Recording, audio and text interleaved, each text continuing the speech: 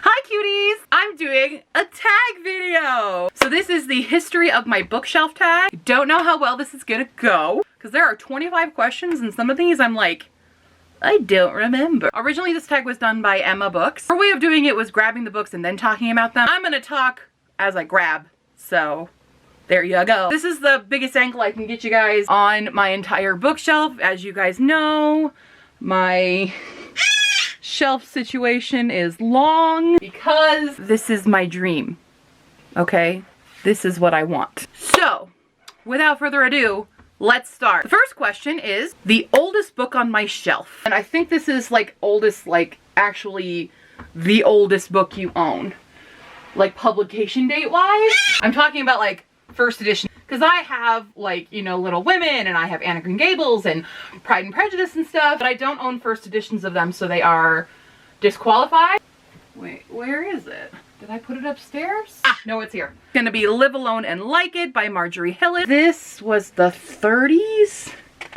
Careful.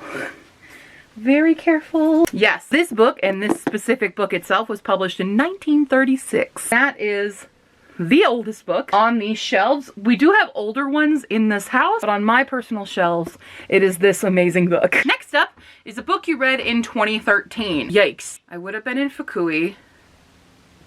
I didn't have many books there.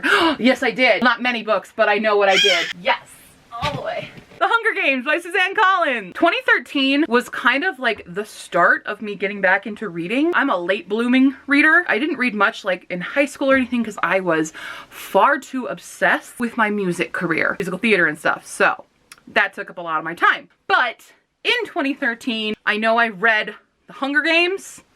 I think this predates Goodreads, so I can't be 100% sure, but I know I read The Hunger Games when I lived in Fukui. Now for a book I read in 2014, so I would have been home. What did I read in 2014? Let's see here. I believe this is the year that I read The Selection by Kiera Cass. One of my favorite stupid series. I don't care what you say about it, it is still a dope-ass trilogy, okay? Next is a book I read in 2015. And I would have been in Mie, which means I was reading a lot of ebooks, and I think that means this one. That would have been Vampire Academy by Rochelle Mead. Ah, The Vampire Academy. Another series that I think it's trashed on nowadays, but this series was really, really good. This series helped me through my depression when I lived alone in Mie. So Vampire Academy will always hold a very special place in my heart. A book I read in 2016. This is when I start getting back into like really reading a lot. And that, ladies and gentlemen, is a book that I don't have because I lent it to a friend and I'm never getting it back, but I will pull out the sequel instead. Crooked Kingdom by Leigh Bardugo. 2016 was a rough start for me. It took me 4 months to read Six of Crows, and then took me like a few days to read Crooked Kingdom. This really marks the beginning of not only like my Goodreads, of my reading obsession. This is why I say I'm a late bloomer, not only booktube, but just reading in general. But Leigh Bardugo's Six of Crows duology trilogy coming definitely was the catalyst of that. I have my Six of Crows dust cover. I lent it to a person who I guess doesn't want to be my friend anymore, and I'm probably never getting it back, which really sucks because this is one of my favorite books and I'm really upset. And now I just have this empty dust jacket. Great. Ow, I just stubbed my toe. This was a bad place to put the camera. What am I on now? 2017. 2017. What did I read in 2017? I read... Was that 2017 or was that 2018? That was 2018. Oh no. I just realized I ordered a book from Book Outlet and I already own the book. Ooh. Was this 2017? Sidiche, the first book in the Annals of Luciartha, which I highly recommend you reading. This was done by my friend Becky. It was a really good trilogy. Really good. Highly recommend. You guys, pick up Sidiche. It's so good. Book I read in 2018. What did I read in 2018?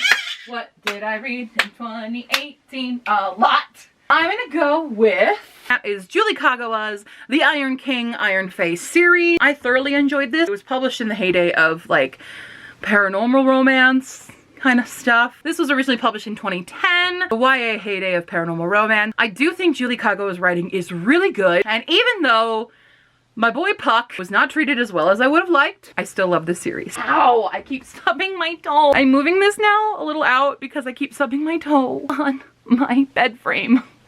Oh.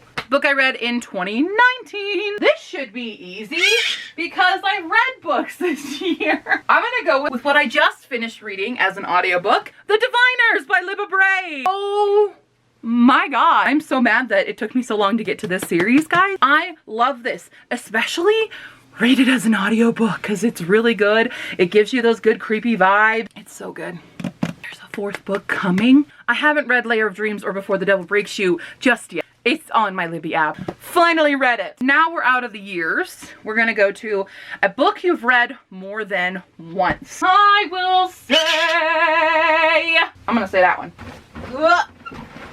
Try not to disturb the dogs. Sleeping on my bed like good girls. Most people say Harry Potter at this point, but I think I need to save Harry Potter for something else. But I have read Kathleen Baldwin's Exile for Dreamers several times. It is my favorite of the Strange House series. Her newest book, Harbor for the Nightingale, just came out, which, by the way, you can win a copy of if you go to my website, ashboardarchives.com, and submit entries into the Jingle YA giveaway. You can win a copy of her book and my book and several other books. This next one's gonna be hard. It's a book I waited over a year to be published. I don't know anybody I waited a year. I guess that's where I can cop it out at. I'm going in for Harry Potter. Definitely Harry Potter and the Deathly Hallows. I was there. I was the OG crew of people who were waiting for books to come out. I got into Harry Potter right around the time that Goblet of Fire was just about to be published or had just been published. That's when I really got into it. I remember being at the midnight release for the Deathly Hallows with my friends. We were at a Borders, which is currently where Second and Charles is now. We were the first in line. We were waiting all day. We were not gonna miss this out. We also won house scrolls. I got my Slytherin wall scroll then. But the other thing I remember about this midnight release was the guys who were gonna give us the books. So they had all the big boxes, and I used to collect the boxes that they shipped these books in, and I had a million of them for a long time. They were my moving boxes. But the guys who were giving it out, when we were standing in line, we were the first ones to get it. And just as it hit midnight, the two guys who were delivering the books opened 2 cans of Red Bulls, cheered, chugged the whole Red Bull, and then started delivering us our books. And it was just a really fun, magical time that I don't think I'll ever forget. Next up, a book you read on vacation / away from home. Technically I'm on vacation and I could have just used The Diviners again, but what did I read in Ireland? What did I bring with me? Oh, I don't have it with me. I lent it to a friend. What did I read? What did I bring with me? What was my TBR? It is a book that I don't normally read for it. I can't remember what I read while I was in Ireland. I'm gonna have to go with the same author, but different series. Not even a series, it's a standalone book. Because the other books that I read on my Ireland vacation, I either don't own physically or I sold because I didn't like them. And so I'm gonna go with The Siren by Kiera Cass. Kiera Cass just is great. She's just great at creating these YA romances. They're just really good. And even though Kiera Cass falls into the category with covers that I usually hate because it's pretty girl in pretty dress on the cover, her books are much more than that. So definitely don't judge Kiera Cass books by their cover because they're actually very good. Next is a book you got from someone special. Two Dark Reigns by Kendara Blake. This was gifted to me because I was poor and I was really excited about this one coming out. Still haven't read it. Currently reading the first book though now of this series, finally. My friend Michelle, as you all remember, Michelle from Japan, she bought this for me and sent it to me and I'm just like, thank you. Because I have a complete set now of 3 Dark Crowns until the next book comes out, that is. And I'm finally reading them. I have so many books I'm trying to finish reading before the year is out. A book that made you cry. I don't really cry with books, but I have cried a little bit with audiobooks. And the one I was thinking of, I don't actually own yet. It's on its way. Oh, I know! The Chaos of Standing Still by Jessica Brody. This one got me teary-eyed. This is an emotional book. Highly recommend. It hit hard because main character, her best friend, passes away suddenly, And my oldest friend since kindergarten, my best friend since then, also recently passed away. So this book meant a lot to me in that sense because this character was kind of going through something similar, and I definitely bawled my eyes out during several parts of this book because it hit very close to home. A book you read in one sitting. Shoot, I should have saved Potter for this. What is a book I read in one sitting? It's gotta be a readathon book because that's when I do them. Any book I read in one sitting. Anybody on my shelf? I shouldn't have chose Iron Faith so early either. Or Selection. Shoot! Ah! I've already used the books that I read in one sitting. Eliza and Her Monsters by Francesca Zappia. I read this entire book at work. My best book of 2018. This book. Next up was a book that was a gift. Crap. Okay, a book that was a gift. A book that was a gift. A book that was a gift. I've already used Michelle's book. Who else gifted me books? Lots of people tend to not buy me books because they don't know what I have. I'm going to pick. I'm gonna go with The Hands Were Given by O.E. Tierman. This is the Aces High series or trilogy. I'm not sure if it's actually done yet, but I just received this as a gift from one of the authors, the O in this pen name. We were just talking. She decided to give me all three of her books, so I cannot wait to delve into this during March of the Indies, which is when I will be reading it, possibly having interview and stuff with them.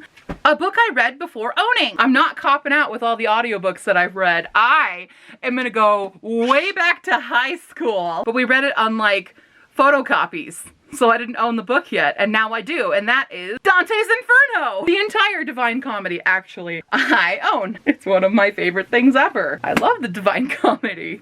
It's so interesting and cool, and I just love it, okay? A book you lent to someone else. Well, shoot, I should not have used Eliza and Her Monsters that early. Here's the thing, all the books that I have lent out are still not home with me. Have I lent any others out before? What have I lent out that has made it back to my shelves? That's the real question. Only one book has made it back to me thus far, and that is The Graces by Laura Eve. I lent this to one of my coworkers who only started reading it and then they didn't have time to finish it because they then quit and would not be able to give it back to me. Several books that are out right now, and I nearly need to contact people going, hey, did you finish that? Because I'd like it back. The Graces, also in the running for Best Book of 2019. I absolutely love The Graces. It gives you very much the craft vibes. It's just so good.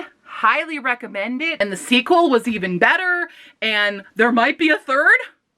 I will lose my mind if a third book comes out, so be prepared for that. A book that has been damaged. We're gonna go, because On Book Outlet have gotten some scratch and dent copies. We're gonna go with Scythe by Neal Shusterman. This one has a slit, like I guess when they opened the box of them, it tore here on the dust jacket.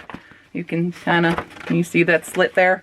And then it scratched the book itself. Here. No one was going to love this book if it was scratched like that, so I decided to love it. Still haven't read this one yet.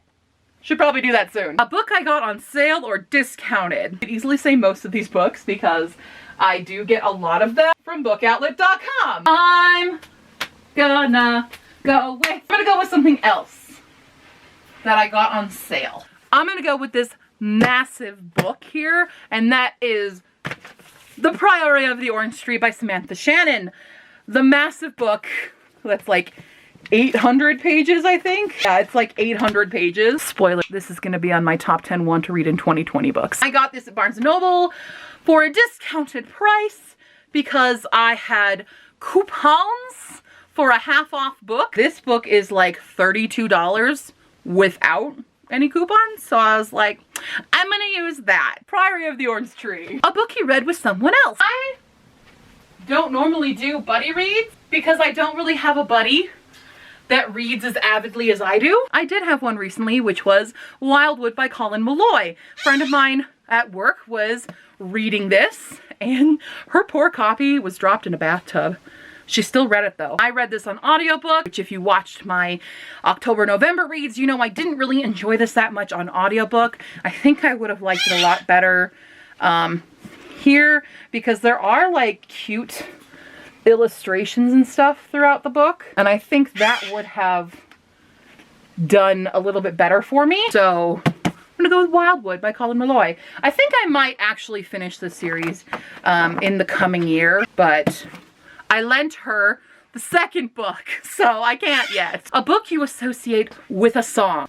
I'm allowed to use it. It was on my shelf. The Search for the Phoenix by me, Stephanie Gillis. I associate Fall Out Boy's Centuries with this book. If there was gonna be a movie of my book, Centuries would be the trailer music and like the end credits scene. The rolling credits song. I associate my books with a lot. The one I'm writing right now, I associate When OK Rock's The Last Time with that book. I'm definitely inspired by music with books. If you want to pick up my book and then listen to Centuries by Fall Out Boy, you could also listen to Immortals. That's another one that I associate with this, but more so the sequel. So this one's Centuries and this one Immortals by Fall Out Boy. Fall Out Boy, I guess, is my band for the Ashford Archive. Book you got years ago but wouldn't buy now. I have unhauled books a lot for this reason. I'm gonna go with Nora Roberts' Year One. I didn't know who Nora Roberts was. I probably should have, because I know I've seen the name, but I guess she's more famous for a lot of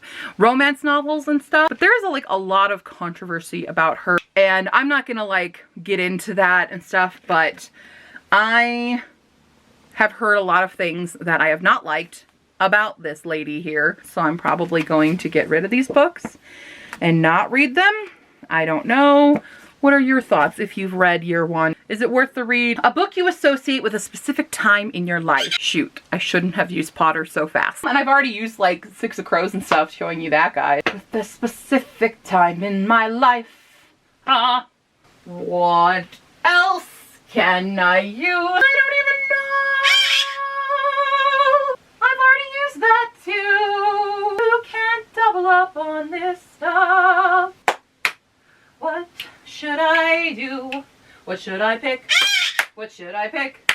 I'm gonna go with the Roald Dahl Omnibus. So this has a bunch of stories in it by Roald Dahl, and I associate Roald Dahl with my childhood. The heyday of me reading Matilda, Charlie and the Chocolate Factory. I definitely loved Matilda the most as a kid. I found this book in a free bin of all places. I think Roald Dahl, for many of us, shaped our childhood, so Roald Dahl. A book you used to like but don't anymore. I have unhauled those books for the most part. Oh, I might not have one for this. What don't I like anymore that I have kept on my shelves? I do not even know, because I have too many books that I like on my shelves. Hey, this challenge is much harder than I thought it was going to be. It's not really Harry Potter, okay? Because it's Fantastic Beasts and Where to Find Them. I did like Fantastic Beasts the movie, and given that this is just the screenplay of it, I'm gonna use it because of what they've done with the rest of it and how Fantastic Beasts could have been something so much better, and it's just not, and it's making me sad, and I don't like it. Yeah. Last question! The newest book on your shelf. Who is the newest? Hold on. Oh, no, I know what it is. Where is it at? The most recent book on my shelf came from the November Owl Crate, which was Winterwood by Shay Earnshaw. And I am very excited. I love the sprayed edges. I love the exclusive cover, and it's gorgeous. And I am very, very excited to read Winterwood. Yeah. And that's it! Finally! That's the history of my bookshelf. What's yours look like? I want you guys to do this. So I'm actually gonna tag anybody watching this video right now, because I wanna see a bunch of people's histories through their bookshelves. So if you're watching this right now, I wanna see your bookshelf and the history behind it, okay? If you have any further questions or comments, you can leave them down below or on Facebook, Tumblr, and Twitter. And I'll see you next time, cuties. Bye.